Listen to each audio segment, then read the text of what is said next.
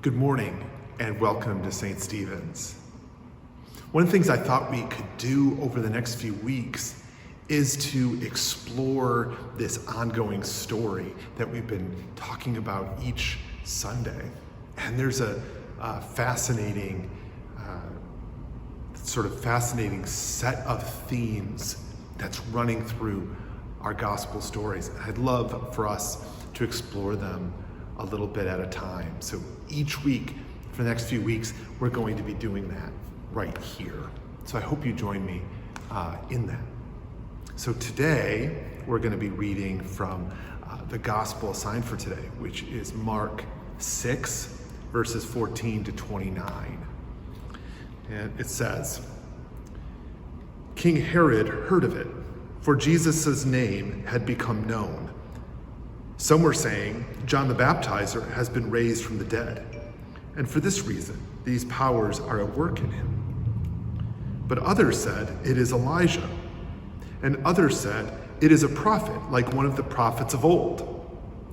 But when Herod heard of it, he said, John, whom I beheaded, has been raised.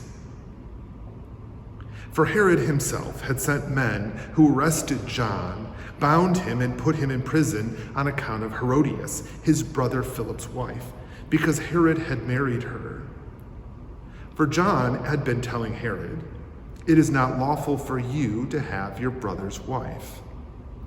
And Herodias had a grudge against him and wanted to kill him. But she could not, for Herod feared John, knowing that he was a righteous and holy man, and he protected him. When he heard him, he was greatly perplexed, and yet he liked to listen to him. But an opportunity came when Herod on his birthday gave a banquet for his courtiers and officers and for the leaders of Galilee. When his daughter Herodias came in and danced, she pleased Herod and his guests, and the king said to the girl, ask me for whatever you wish, and I will give it. And he solemnly swore to her, whatever you ask me, I will give you, even half of my kingdom. She went out and said to her mother, what should I ask for? She replied, the head of John the Baptizer. Immediately she rushed back to the king and requested, I want you to give me at once the head of John the Baptist on a platter. The king was deeply grieved, yet out of regard for his oaths and for the guests, he did what he did not want to refuse her. Immediately the king sent a soldier of the guard with orders to bring John's head. He went and beheaded him in the prison, brought his head on a platter, and gave it to the girl. Then the girl gave it to her mother. When his disciples heard about it, they came and took his body and laid it in a tomb.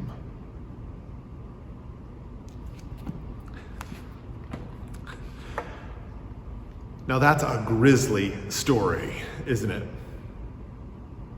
And I can't help but feel like that's probably the weirdest gospel to get on a random Sunday. If you walked into church today and this is what you heard, I can't help but think that's probably not what you would expect. And the reason is because this is such a strange story for the gospel at all. It's not usually what we associate with the gospel. We think of Jesus. First of all, we're thinking it's a story about Jesus, but Jesus doesn't even show up in this story. We think of Jesus teaching. We think of Jesus teaching in parables or sequences in which Jesus is healing people. And none of that is happening here.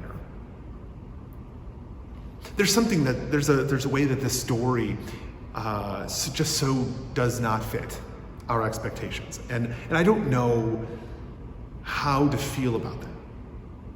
At least as a follower of Christ, I don't know how to take this on just a sort of weekly basis. But there is something it does remind me of.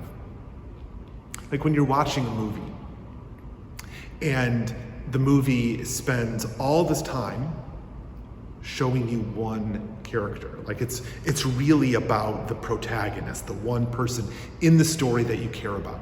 And so you see most of his life on the screen. And then it cuts. It cuts to someone else, right? The antagonist. And you see their scheming or what is happening behind the scenes. You as the viewer get this interesting dynamic that you just sort of roll with. Like, we don't think twice about it in that context. When we're watching a movie, we don't think twice about this. But we're getting information as the viewer that the protagonist, the main character, doesn't get. He gets to be oblivious to it. And we, however, get the bigger picture. That's how this feels to me, this sense of getting the bigger picture.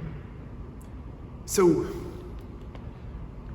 given that, what does this add to the picture then?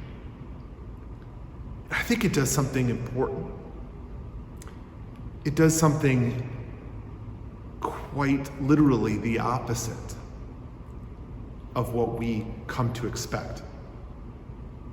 Because this is not only is this not Jesus, this is King Herod and his family squabbles.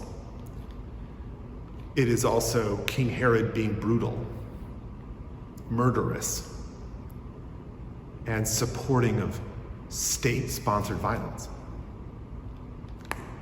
He is very much not Jesus. So when we receive this today, I can't help but think of this as that cautionary tale, the what not to do experience. It's the antithesis of following Jesus. This is one of the things that we tend to do, or at least we sort of do functionally with Jesus, that Jesus is the antithesis of King Herod.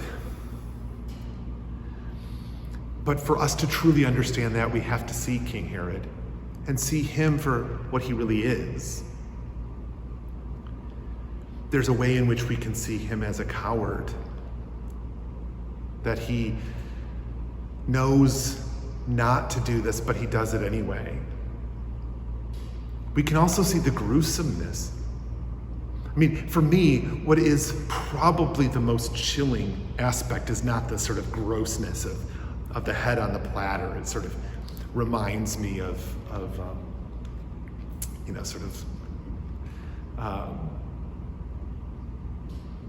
now I'm trying to remember the name of that Shakespeare, that play from Shakespeare, where that's sort of gross tragedy.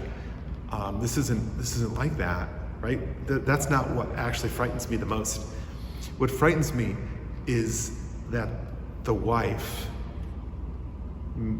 tells her daughter to make that request. I mean, that's more gruesome to me than the act itself. There's a way in which this is like, just thought of it, Titus Andronicus. There's a way in which this sort of plays like Titus Andronicus, but what's more grotesque is that there is this daughter asking her father for this brutality, and her response is like, okay, here you go, Mom. It's not just disturbing at a gut level. It should disturb us in every way. That there are people who would do not just wanton destruction, but intentional destruction. That there are people who would hurt and maim for any reason, not just because they're crazy. That's not just a problem. It's also, or people who are Machiavellian or mean, or the wrong kind of people. It's actually that there are There are people that we would excuse for these things. Or we might say that they're just doing their job, or they had to. That there are these visions in which cold, destructive, violent, and evil would be in any way acceptable.